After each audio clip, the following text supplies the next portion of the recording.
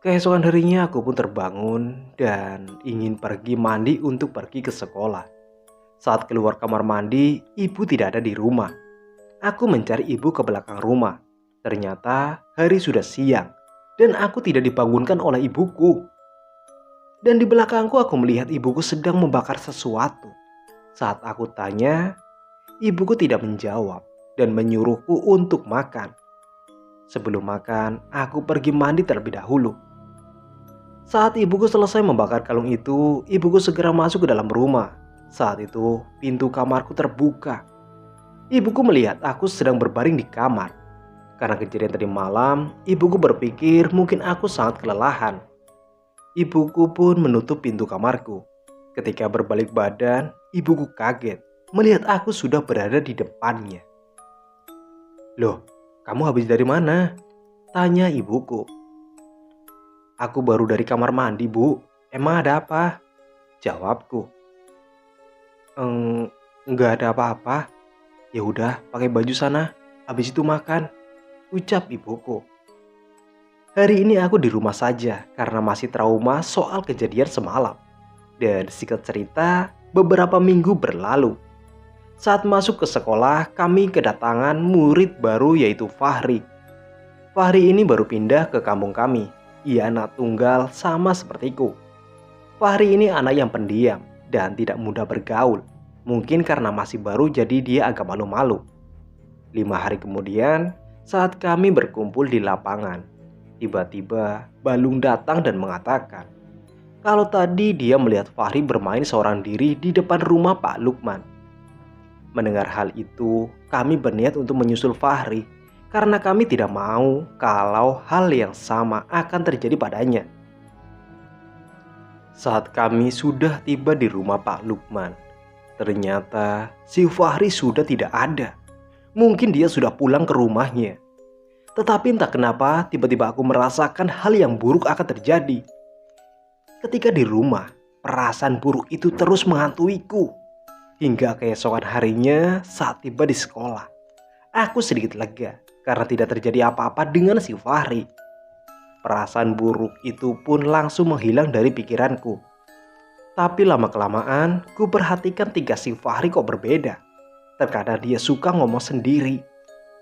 Aku dan Balung mencoba menghampiri Fahri dan aku pun bertanya, "Kamu ngomong sama siapa?" "Oh, ini kenalin temanku, namanya Devan," ucap si Fahri. Aku dan Balung pun saling pandang.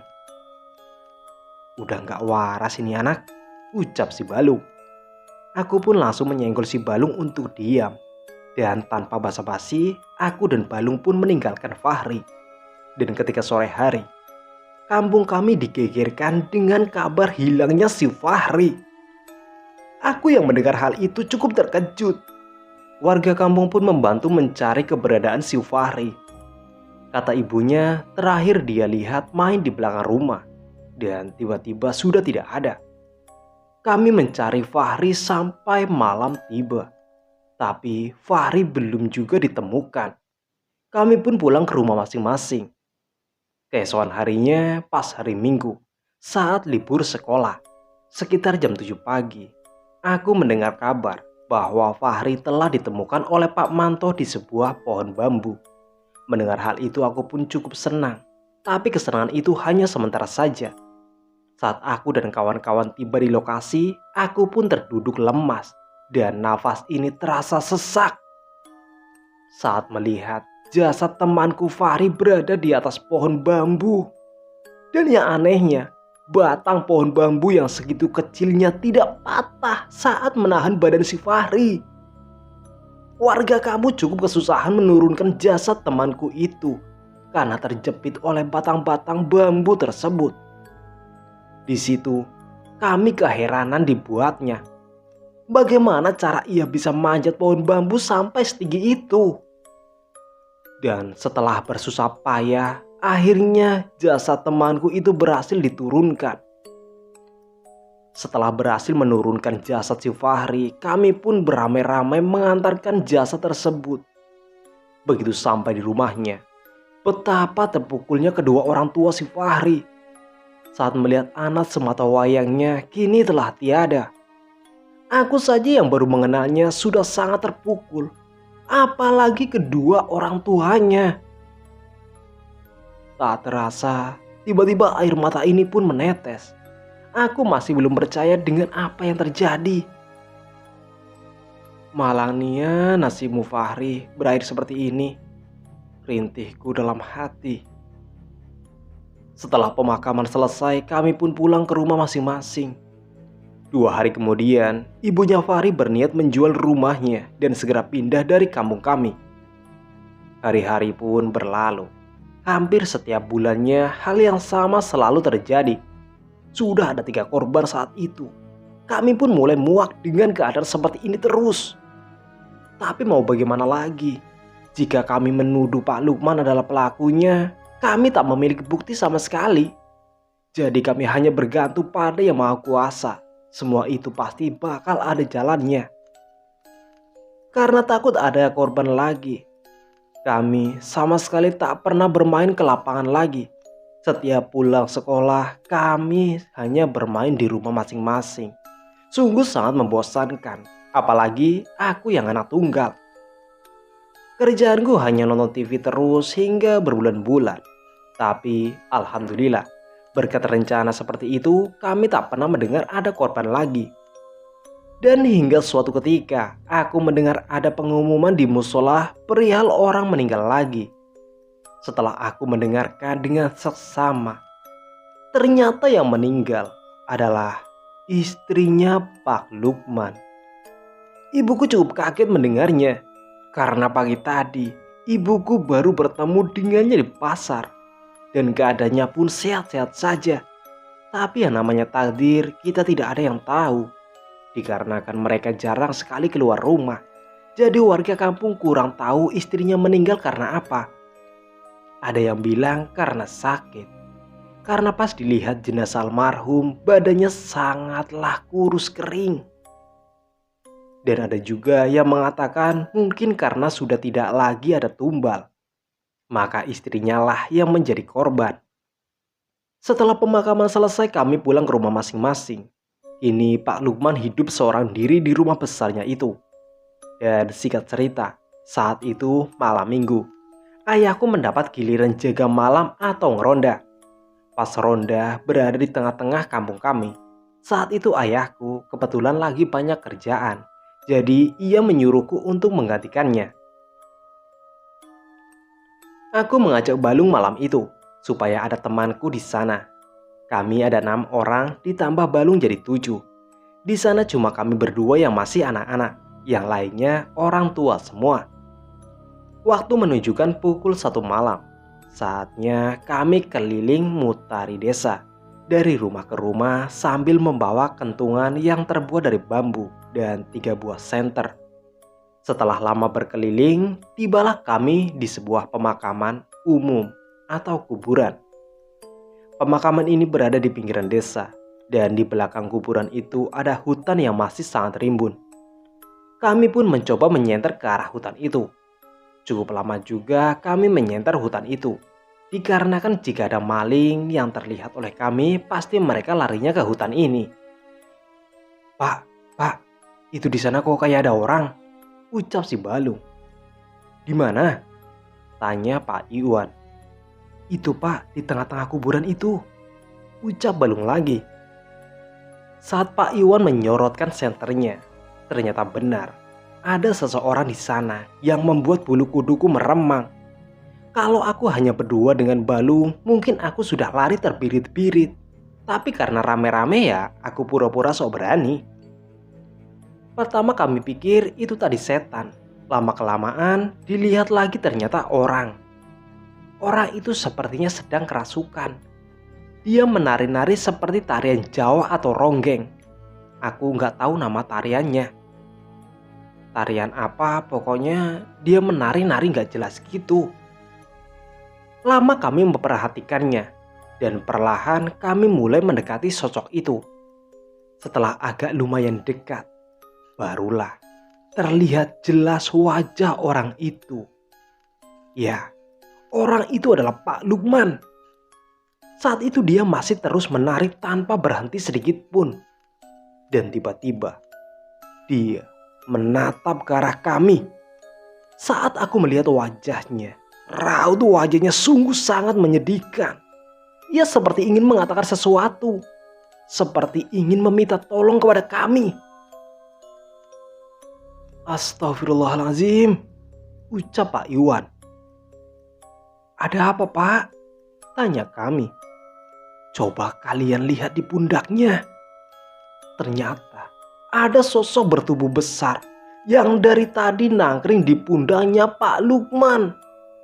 Sosok itulah yang dari tadi menggerakkan tubuh Pak Lukman. Dan tiba-tiba Pak Lukman berjalan ke arah hutan. Dan kami berusaha mengejarnya dan memanggil-manggilnya. Akan tetapi dia terus berjalan tanpa menoleh sedikit pun. Yang anehnya, semakin kami kejar semakin dia menjauh. Padahal saat itu Pak Lukman hanya berjalan pelan, sedangkan kami mengejarnya setengah berlari. Seketika langkah kami pun terhenti. Semakin dalam kami memasuki hutan itu. Yang ada kami nanti yang bakalan tersesat. Jadi kami memutuskan untuk kembali dan menceritakan hal itu ke Pak Kepling. Ya, kepala lingkungan, itulah daerah kami.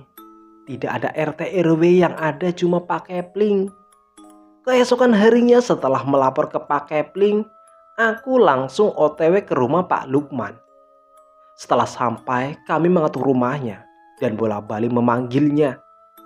Tapi tak ada jawaban sama sekali. Pak Kepling mengumpulkan semua warga untuk mencarinya ke dalam hutan. Hingga sampai sore hari Pak Lukman masih belum juga ditemukan.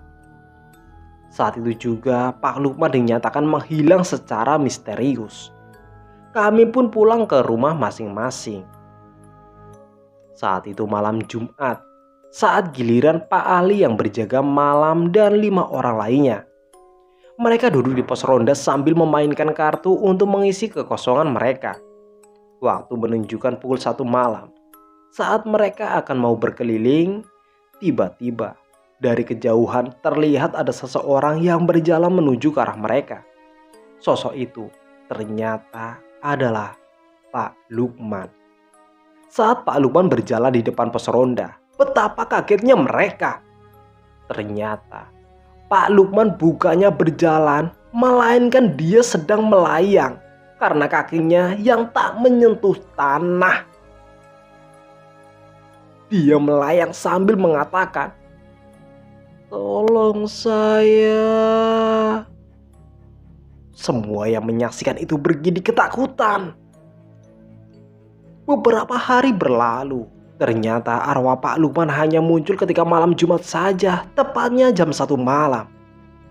Jika sudah muncul, dia hanya melayang dan mengelilingi kampung ini saja, dan setelah itu menghilang entah kemana. Karena mendengar informasi itu, aku pun penasaran. Ketika malam Jumat berikutnya, aku memaksakan diri untuk tidak tidur. Dan ketika jam 1 malam, aku mengintip dari jendela kamarku. Ingin memastikan cerita itu benar atau tidak. Setelah lama menunggu, ternyata benar. Dia melewati rumahku. Ketika melihat dia melayang, sekujur tubuh ini terasa kaku dan tak bisa digerakkan. "Tolong saya," ucapnya. Suara berat itu sungguh menyayat hati saat mendengarnya.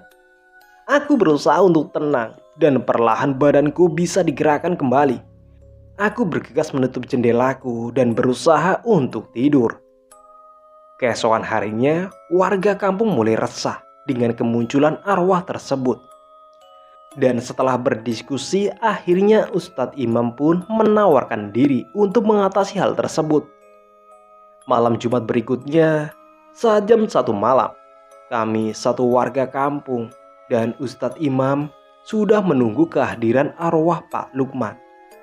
Saat mereka berpapasan, Ustadz Imam mencoba berinteraksi dengan arwah itu. "Tolong saya. Apa yang bisa saya bantu? Katakanlah," sahut Ustadz Imam. Tolong makamkan jasad saya dengan layak agar arwahku bisa tenang. Dan aku juga ingin meminta maaf kalau selama ini aku sudah banyak menumbalkan anak kecil untuk mendapatkan harta dan kekayaan yang melimpah. Perkataan itu didengar oleh semua warga, dan ada beberapa warga yang tidak terima dan tidak sudi membantunya. Akan tetapi, sebelum kami kemari, kami sudah buat perjanjian dengan Ustadz Imam. Kalau Ustadz Imam mau turun tangan, kami harus menuruti apa yang diinginkan Ustadz Imam saat itu. Saat itu, Ustadz Imam meminta semua warga untuk memaafkannya dan akan memakamkan arwahnya dengan layak. Dan terpaksa dengan berat hati mereka yang tidak terima tidak bisa membantah perintah Ustadz Imam. Tapi kami saat ini tidak tahu keberadaan jasadmu di mana, Pak Lukman, ucap Ustadz Imam. Jasadku berada di kamarku. Setelah mengatakan hal itu, arwah itu pun tiba-tiba menghilang. Dan keesokan harinya beberapa warga berkumpul di rumah Pak Lukman. Ternyata rumahnya terkunci dan terpaksa kami pun mendobraknya dengan paksa. Setelah pintu terbuka tercium aroma bau busuk yang sangat menyengat. Selama ini tidak pernah tercium oleh kami dikarenakan rumahnya sangat tertutup dengan rapatnya. Setelah masuk ke kamarnya, akhirnya kami menemukan jasad tersebut dengan keadaan sudah membusuk. Rasanya ingin muntah saat melihatnya. Dan singkat cerita, akhirnya jasad tersebut sudah dimakamkan dengan layak. Setelah peristiwa itu, akhirnya tidak ada lagi hal-hal yang aneh yang terjadi di kampung ini. Dan cerita pun selesai.